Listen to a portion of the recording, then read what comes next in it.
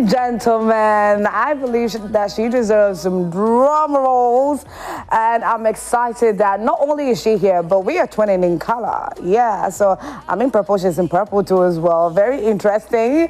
But anyways, ladies and gentlemen, I'm excited to have the songbird join me this morning. You know, biologically, she's Jacqueline the Champon, but we all know her to be simply Gyakie. Good morning, Gyakie. Good morning. You look good. Thank you. Twin. We're twinning. We're twinning. It looks like we actually had a conversation. Yeah, but we didn't. How are you? I'm doing amazing. You know, I need a favor from you. Are you ready to do this for me? Because whatever it may be. Today. Okay, great. So, my forever favorite song from you is Never Like This. Wow. Yes, so I want you to sing that for me before. Why is that your favorite song? I don't know. I think that nothing happened though, Gyakie. Nothing. Girl. Gyakie, nothing happened. Don't think that anything happened. Nothing happened. Sure? But yes, okay. I am very, very sure. But I just loved the song. Yeah. I loved the tone in the song. I loved the rhythm, the lyrics. It highly resonated with a lot of women. Yeah, no, of course. Yes. A lot of people, and funny enough, I think that particular year, lots of the girls were going through a heartbreak. Because, yeah. I was getting it's like you sensed it that it's like heartbreak season. Yeah. I could smell it. I could feel it. It was in the air. They are breaking the girls' heart. Yeah. You write something for them to, And it was really spot on. Yeah. Please sing it for me. What's in my coma fala? Simbia metibia wudona makome muntina mafana sentratra odon fiti asiede neswetoda na kuya sievasai. Ladies and gentlemen, that is the songbird Gyakie. But Gyakie, how has the music journey been for you? All these years. I mean, you gave us your single, Love is Pretty, then, you give us another one, Never Like This, and then your song Forever from the EP Seed. Yeah. It led the charts not just in Ghana, in Kenya, in Nigeria.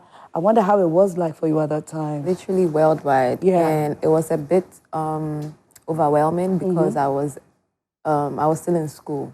Right. So I had to really juggle the two. I had to be doing the music and also be focusing on school.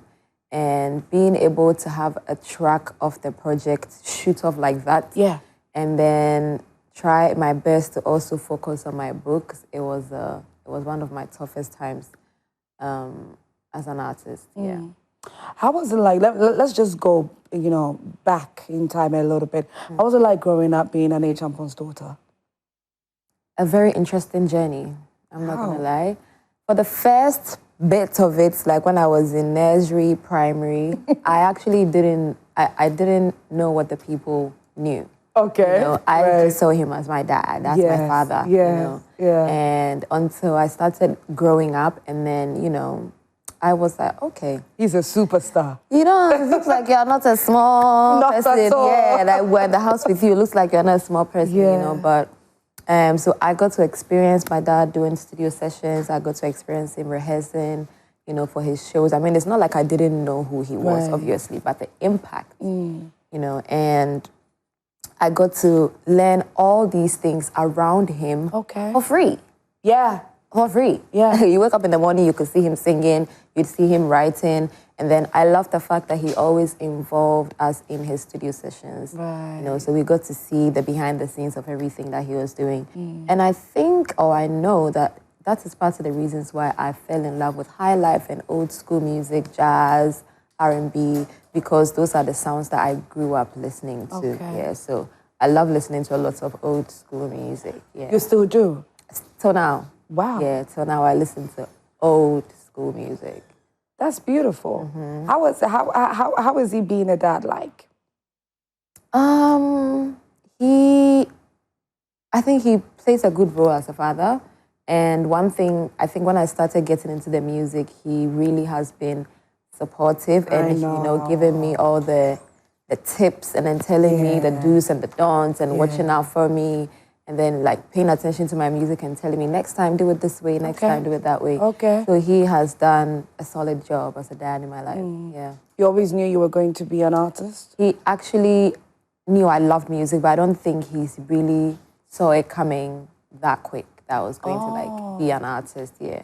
Me getting into music actually surprised a few people, but they weren't extremely surprised because they knew I always, if it's entertainment, I'm there. If I hear music, I'm running there. If I see somebody doing drama, I'm there. Okay. So it was surprising, but it wasn't surprising at the same time. Aside music, what other thing do you do? So at the moment, I'm just doing music full time. Okay. I need to make sure that my feet is really firm in there before I can like expand and do other things. But that's one thing that's on my mind. I'm not going to be doing music alone because, baby, the economy, everything is expensive. Right. So I cannot be making money from just the music. I need to expand. But as time goes on, when I solidify myself well in the music, then I'm looking forward to like tapping into other things as well. Then I would say that it's paying well, isn't it? I mean, it's good. Yeah. It's good, not bad. To put you can't food complain. on my table, you know. Yeah. That's what's important. Now, let's talk a little bit about, you know, putting yourself out there right from the beginning. A lot of people would think that when you started, because she's the daughter of Nane Champon, so it was very easy for people to, you know, get acclimatized to her brand, get used to her brand, get used to Gyakie and all of that. But then, it's like people would barely even hear you say anything in relation to, well, because my dad is Nane Champon, this and that. It's like you separated that. How did you do it?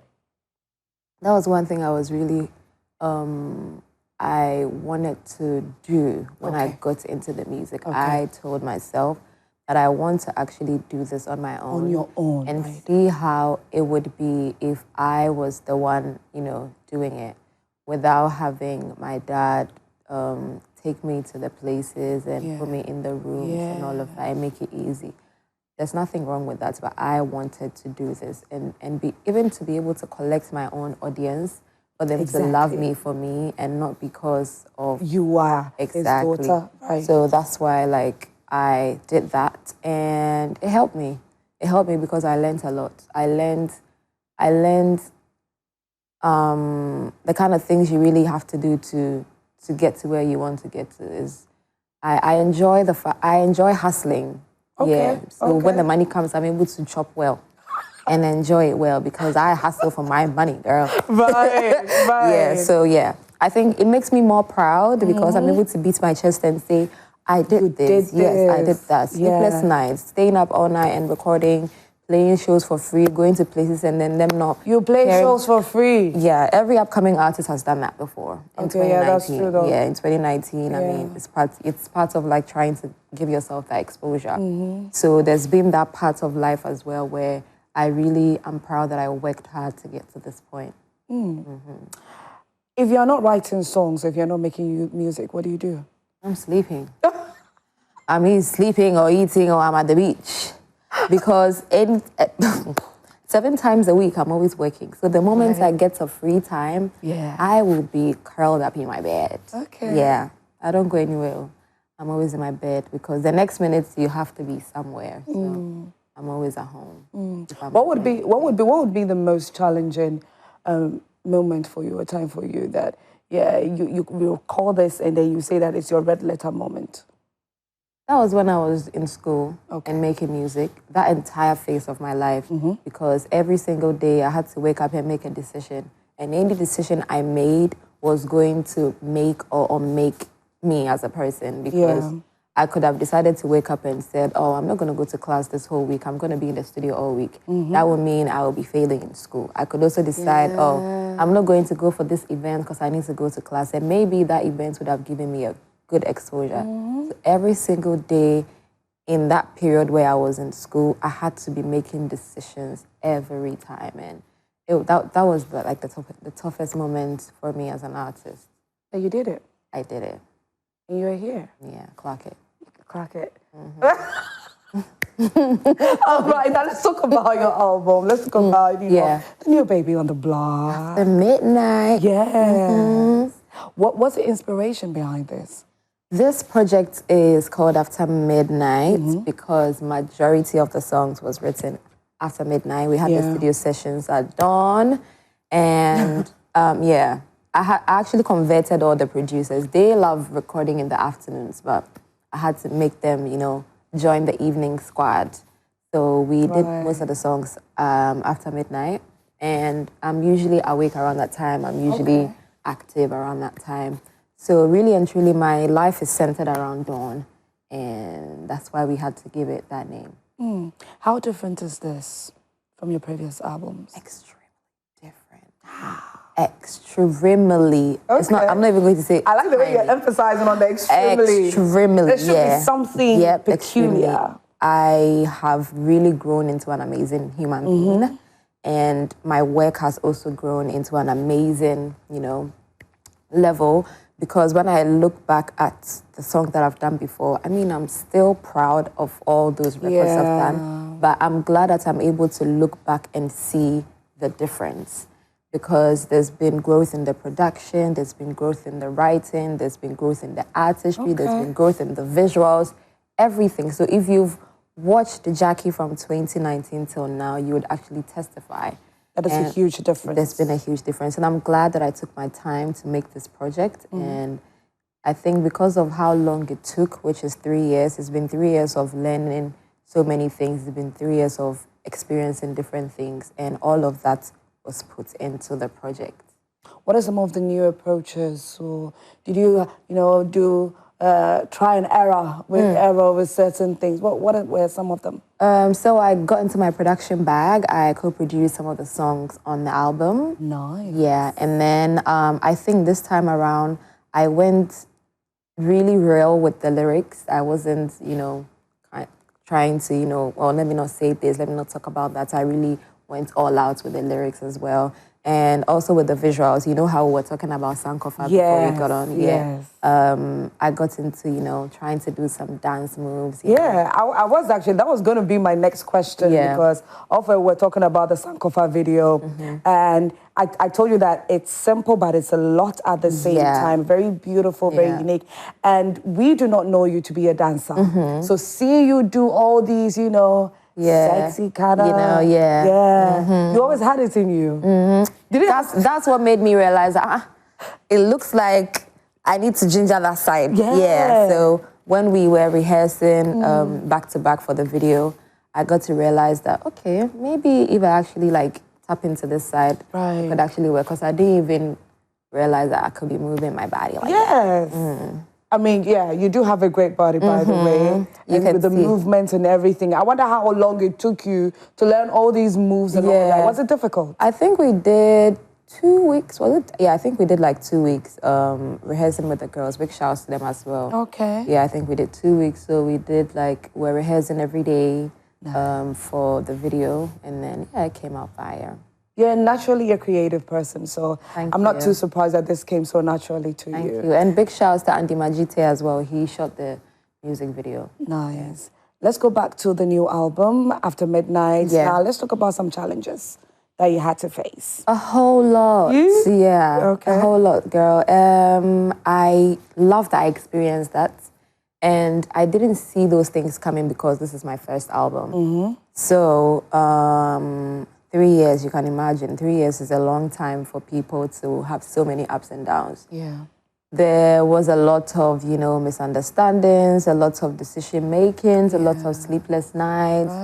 I even lost a lot of weight because of that, because I wasn't interested in food. I was hustling. I was working on the album like my life depended on it because my life actually depended on it. So we were locked up in the studio, me and the team, working every single day and night. You sleep late, you wake up early to go on again, traveling around to shoot music videos. Unconditional was shot in South Africa. Oh, this? We shot it in Johannesburg. Yeah, and then, traveling to record, traveling to shoot videos, going to places purposely to get inspiration to write and then produce. So we really, we've done a good job. We've done a good job.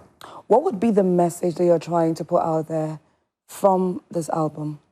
I want people to really tap into their emotions and their feelings. you know. I mean, you've always done that, by the way. Yeah. Right from the beginning. And it's not going to stop. Okay. Yeah. You know, sometimes I wonder, when you write the songs, okay, when you make the songs and all of that, I wonder if it comes from, a majority of that comes from a place of experience. Yeah, because some of the tracks on the album, there's most of them that really was coming from my personal perspective. And then there's others too where I create the story to suit any listener that could be in that situation. So with this album, if you listen to it, it's very much 2019, 2020, 21 Gyakie, you know, the soulful music, love songs, calm songs, the songs you can listen to after midnight. That is how we really put this project together. So yeah, if you want something soulful to really get in touch with your emotions, this album is yours. Amongst all the albums that you brought out, what would be the one that you're most proud of? So I've brought out 2 EPs and this is my first album. Okay. So I would say I'm super proud of this one. Yeah, I'm extremely proud of this one because it's really like a good job done. You know, it's given somebody who has really had to go through experiences. You know, I've done a few singles and EPs, and so I had to take my time to do this one very well. You know, and it's also because my market has, by God's grace, has become very big. So there's so many people that have a lot of expectations, you know, and you wouldn't want to disappoint them. So I would say I'm super proud of this particular project. Speaking about expectations, do you believe that you always have to meet the expectations, especially of your fans? Because I know that, with how you're always delivering great music and all of that, great songs and all of that, there would definitely be the pressure to have to constantly be releasing songs. Yeah, they used to do that to me before the album came out.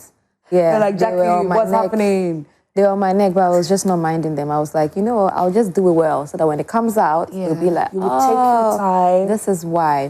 Yeah, but I think I love the kind of drive my fans, they give me. You know, there is motivational enthusiasm and there's weird criticisms. So I'm able to tell when somebody is saying something from a good place. You know, oh, Gyakie, we want you to do this, we would want you to do that. They are hoping you will keep making them proud. And that one, I take that in and then, you know, I always make sure that everything I'm bringing out for my people is always the best, you know. But I don't let it look like pressure to me because I don't enjoy pressure at all. I don't even like being pressured to get ready. If you are going to pressure me to get ready, I won't go out again. You stop. I won't go again. Oh, yeah, that time. The last time I was telling one of the people on my team, so we're driving, right? Right. And then, you know when you're reversing and then these people that will be like, oh no, go this way, go that way. Yeah, the expert and I was like, drivers. see, if I was the one driving this car, I would get down and tell him to come and drive because I then I won't make pressure. Yeah. You know, so I don't like pressure at all. So you just tune your mind off the pressure and you just do what you have to do. Yes, and then I just view the good ones as, you know, people that are really looking out for you to do better, and then you learn from it. Because I'm a human being and I cannot always know everything and I can't be perfect. So sometimes I take in some of the tips or some of the opinions from my fans, you know, and then I learn from it. I want us to do something, by the way. So it's very interesting that, you know, every time when you go on Google and then you're trying to, you know, read about somebody, there's always a part where there's the often asked questions or the what people ask often about you. And then if only you knew what people... What are they trying to find about So let me get it. And then let's do that quickly. Okay, so people ask what people ask. Is Gyakie in a relationship? That's the very first one on there. Is Gyakie in a relationship? She's not taken. She's very single. Gyakie is single. Come to Mama. Okay. Mama's DMs is open. Come. And this next one is pretty funny. Is Gyakie Ghanaian? Yo, why would you... We need to find the... Okay, yeah, maybe people that don't know, Not everybody knows everything. So yes, because you are beyond Ghana. Yeah. So I'm Ghanaian. So anyone that's watching that doesn't know, I am a Ghanaian artist. Yeah. Beautiful. How did Gyakie get famous? I would say I started getting the attention, especially in Ghana, from Never Like This, my second track. Yeah. So I think when I dropped Never Like This, people started knowing of my name. They just didn't really know my face. So I would say when Never Like This came out, that's when my name started popping up in the industry. Yeah. This one, I don't even know. Like, how do you pronounce Gyakie? Yo. Yo. I don't think it's going to stop. It wouldn't stop. Yeah. So, because sometimes when I travel, I hear Gyakie a lot. Gyakie? Yeah. And I kind of understand them because I spelt it that way because of how we pronounce J in Chi. No, you know, that's like Gemfi, Gemfua, you know, like the GY. Yeah. So I didn't have a nickname when I was in junior high school. And I was trying to have, you know, like a Facebook name or something like that. So I remember I was cleaning the board. I enjoy cleaning the board, by the way. So when the teacher is done teaching, I'll fight anybody that's holding the duster and I'll go and clean the board. You clean the board, right. So I was just like writing with the marker. I was trying to find names. And then I was like, oh, wait, I could actually spell my name different instead of trying to find a nickname because I didn't have a nickname. So that's how the name came about. So I think anybody that's not Ghanaian will kind of not pronounce the GY as J. They will make it like Gyakie. Yeah. So at first I wasn't getting... it's pardonable. Yeah, at first I wasn't really understanding it, but now I get it. Yeah, right. So, yeah. The Ghanaian music industry, how do you see it? It's looking so good, and I don't want it to go any other way. I love where we're headed. If we even look at last year and this year alone, there's been so many good singles, so many projects out, including my project. Yeah. So we're in a good place. I love how even the new artists coming in, they are coming with full energy, full force, the creativity, top notch. So I think the Ghana music industry is already taking over and it's going to actually take over for a long time. Before you commercialized your craft, how were you seeing it? I was thinking it was going to take a minute for, you know, I mean, the vision is to go international. Yeah. But I was ready to do it for a minute and then, you know, for people to actually notice. But I think Forever came into the picture and then things kind of shot up quickly and then I had to, you know, learn so many things on the job. And yeah, that happened like in 2021. But if not, I obviously knew that I was going to get this far, but I just didn't know how soon it was going to be. Yeah. Ladies and gentlemen, I'm still here with Gyakie. If you have any questions for Gyakie, please go onto our Facebook page. It is Joy Prime, or you can take our WhatsApp number 055-1575-757. Please do not ask any of the questions that, you know, people often ask on Google. Please do not do that. But if you have any other questions at all that you would love to know about Gyakie, please just go to our Facebook page. Again, it is Joy Prime. Who would be the favorite person, the favorite artist that you've collaborated with? Oh, that has to be Omar Sterling. I knew it. I was going to ask you that. What is it about Omar Sterling? It has to be Omar Sterling. You have loved Omar Sterling for... Yeah, since I was in my mom's womb. Yeah. I just knew you would mention Omar Sterling. Yeah. What is it about? I love... People need to listen to his music and read his lyrics. I think if you're watching this, that's your homework, including you and everybody in the studio. You need to listen to Omar Sterling and be reading the lyrics. He's a storyteller. He tells stories about his life, about his camp. He tells stories. He creates stories, you know, and I love artists whose lyrics is like poetry. You know, when you take out the melodies and you are reading the lyrics, it makes so much sense. You know, there's a song of his that I really love is Bela Boy's Company. He's literally describing a situation that happened in his life. But the way he puts the lyrics together, I'm like, you're such a genius, you know? Okay. So people really need to tap into it. And the moment you get in there, you can't come out. Oh. Yeah, you always love any song he brings. So he's very intelligent. I believe he is because, I mean, you have loved him for God knows how long. Yeah, for a long time. For a very long time.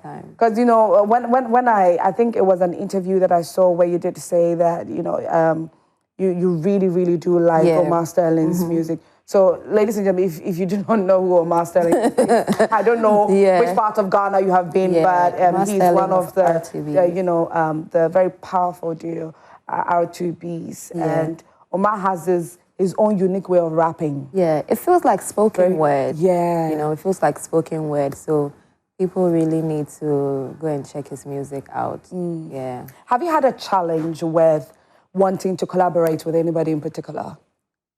Not yet. Not yet. It hasn't happened yet. It has always been easy. Yeah, it has been flexible. That's what I would say. Yeah. I mean, maybe because we go through the right channels, and then Yeah, and then the music is good, so they will fall in love with the music, and then they would go on it. What is your definition of a good music? Good music. That's a good question. If I want to see or if I want to know that a song is good, I really will start from the production. Oh. You know, from the production. There has to be creativity in the production. I want artists to not just see the music making as only the vocalist that is singing. Yeah. You know, it was one thing that it was a conversation I had with my producers on this album that I also want somebody to listen to the song and be like, who produced the song? Okay. It shouldn't just be, oh, who sang the song? Right. I want the beat to also strike somebody and be like, I want to find the producer and work with that producer too. So the production and then the lyrics, really and truly, those are the two most important things that really makes good music and timeless music at that, not just like music, the ones that just come in for a few and months. Then after a while, it Yeah. just goes missing. You don't know what happened to the music. Yeah. Wow. You know, somebody actually wants to know if Omar's lyrics, you wrote it because you were singing it word to word. Oh, no. If I can actually sing all his songs, how much more just some... So when Coco cry. Oh, please. Very, very small, yeah. So he wrote his verse, yeah. Which other artists would you say you loved working with? To be honest, I mentioned Omar Sterling because, you know, this is something I've listened to, but all six, I have the big six on my album. Like, all of them. Shatta Wale, Black, Young John, Omar Sterling, Koja Radical, Heady One. Come on.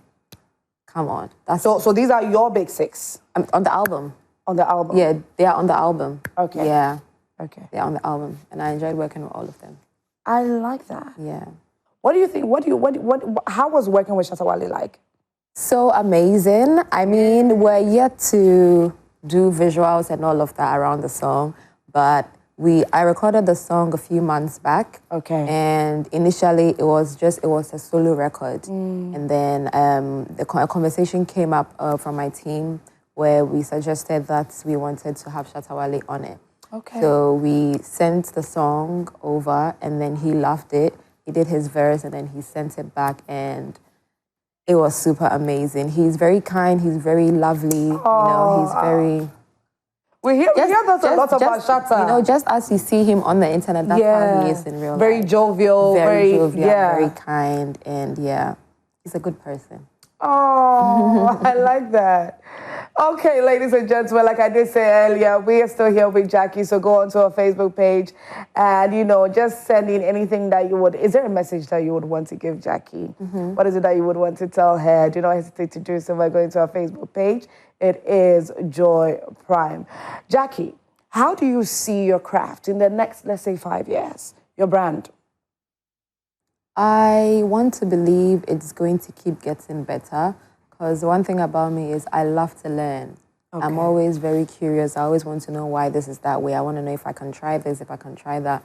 And because I have that type of mentality, I'm always doing new things. So I think it will keep getting better. It's been getting better from 2019, and that's the only route it's going to take. So I know that my brand is going to keep getting people very proud and very excited, and that's the only way I want to go. How often do you write songs? So I'm not the type of artist that can just randomly write music. Okay. I need to listen to beats first. Oh. So I sometimes orchestrate studio sessions. The producers will come around and then we will either make the beats from scratch or they will send me the beats and then I write the music. But if not for the album, maybe, I don't know, let's say in a week I could probably do 3 studio sessions. Okay. But for the project, we were doing studio sessions back to back to back every other day. Yeah, but I think after the album, I've not been in the studio. I feel so free. I've not been in the studio recording after the album came out. Right. And yeah. How many songs did you get to make it on the list? A lot, you know, because I haven't dropped a lot of singles before. Right. So I was just recording. I have so many songs in the vault, so many. So when we had to decide what songs were going to make it to the project, it was difficult bringing down the number because the 17 was even tough because it was more than that. You know? We've got 17 songs on the album. 17 songs on the album. And then there's still what? Loads. Yeah. In the vault, a lot. So my whole life, I probably have all my albums set. When it's time, then I just take another 17 or 15, you know. So after this one, how long should we give you to release another album? Or we're already giving you pressure? You're already giving me pressure. Yeah. You're already giving me pressure.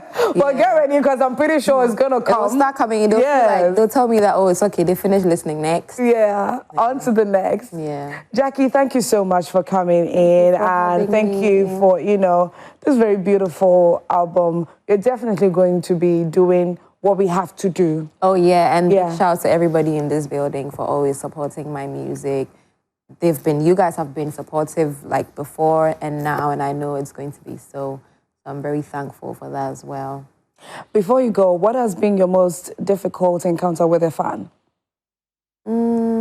Difficult encounter with a fan. I think I've had a fan that was a little bit obsessed. You know, like anywhere that I go, I was seeing this person. Yeah, like every show, every interview, maybe I'll come out and then the person's face is there. So yeah, it got to a point we had to you need to chill. What? I know you like me, but chill. So what did you do? Yeah, so some of my team had to warn the person that, she's not getting comfortable. Because everywhere I'm seeing your face, every single place. So sometimes it gets a bit weird. But yeah, big love to the person if you're watching me. Aww. Today I did not see you outside. Today I did not see you outside, but yeah. But it's time for us to go, but let me read this particular message. So it says, hello, I'm Joyce Lane. I don't have any questions, but I want to tell you how upset... The word I just used that. I am with you. I love you so much. Oh, that's Joyce Lane. What would you tell Joyce Lane, Gyakie? Joyce Lane, the fact that your name starts with a J. Okay. Yeah, we are clicking together. I love you too, and thank you so much. Oh, this is very beautiful. And it's a wrap, guys, with Gyakie, and her new album is out, ladies and gentlemen. After midnight, where can we get it? On all platforms? Everywhere. The audio is on all streaming platforms, and we have lyric videos for all the songs as well. There's some visuals on YouTube. We have music video for Sankofa, Unconditional, and there's more coming out. So yeah, enjoy After Midnight by Gyakie. And that's it, ladies and gentlemen. My name is Asieduwaa Akumia, and it's been very lovely having you, Gyakie. And my name is Gyakie, and thank you for having me. Gyakie, just all try some over. I mean, I'm your assistant today now. I'm your co-host. Yeah. Okay, so then please wrap up the show. Thank you guys. No. Let's go. I don't think you do bad. I like it. All right. I like to sound like you. Okay, yeah, thank you. Thank you guys so much for tuning in today. It was me, Gyakie, and I'm here with the beautiful, gorgeous Asieduwaa. Until next time, bye-bye. Bye.